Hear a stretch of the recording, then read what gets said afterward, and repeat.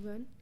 आज मैं सारे लड़कों की तरफ से एक सवाल पूछना चाहती हूँ लॉ ऑफ एटर्निटी से कि ये जो लूप होल है कि बॉर्डरलैंड की जो लड़की है वो अगर किसी लड़के के साथ मानो अगर वो 18 साल से एक दिन भी बड़ा है मेजर के साथ फिज़िकल होती है और फिर उसके बाद वो रिलेशनशिप में आते हैं या फिर उनकी शादी होने वाली होती है, फिर उनके घर में पता चल जाती है, फिर उसके घर वाले उस लड़की को प्रेशराइज़ करते हैं कि भाई अब हम उसके ऊपर पॉक्सो लगाएंगे, रेप केस लगाएंगे, क्योंकि तू जब स्कूल में थी तूने दोस्त के साथ फिजिकल हुई थी, तू अपनी मर्ज़ी से बंक करके गई थी। वो लड़की एफआईआर में क्लियरली लिखती है कि हाँ भाई मैं उससे प्यार करती हूँ, मैं उससे शादी करना चाहती हूँ, सब कुछ लिखती है। बट स्टिल हमारा जो सिस्टम है वो उस लड़के को ट्रायल में घसीटता है, उसको रिमांड पे ले जाता है, उसको भाई ट्रायल में घसीटता है, वो साल भर जेल में रहता है।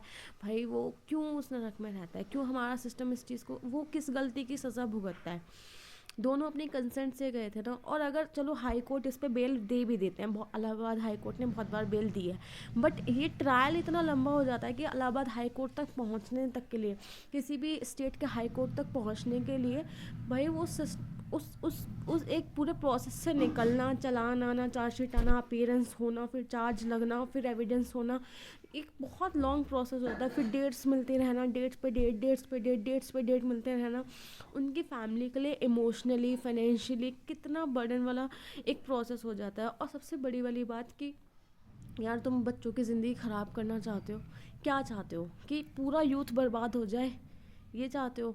मतलब मुझे समझ नहीं आ रहा है कि। और सबसे बड़ी वाली बात, वो फैमिलीज़, मतलब बड़े लोग वो होते हैं जो बच्चों की ज़िंदगियों को संवारते हैं, ना कि बिगाड़ते हैं। और टेक्निकली इन केसेस में क्या हो रहा है कि तुम छोटे बच्चों को ये प्रेशराइज़ कर रहे हो, 18 साल, 17 साल, 19 साल के बच्चों को प्रेशराइज़ कर रहे हो कि तुम भाई पुलिस स्टेशन जाओ, ये जाओ, और अपने कंसेंट वाले रिलेशनशिप के लिए चलो। वो शादी करना चाहते हैं, जो करना चाहते हैं, जस्ट आप अपने नेम के लिए, अपनी अपनी फेम के लिए, भाई अपनी रिस्पेक्ट के लिए, अपने सो कॉल्ड रिस्पेक्ट के लिए आप ये वाली चीज़ें करते हो और आप दूसरों के बच्चों की ज़िंदगी बर्बाद करते हो। हाउ?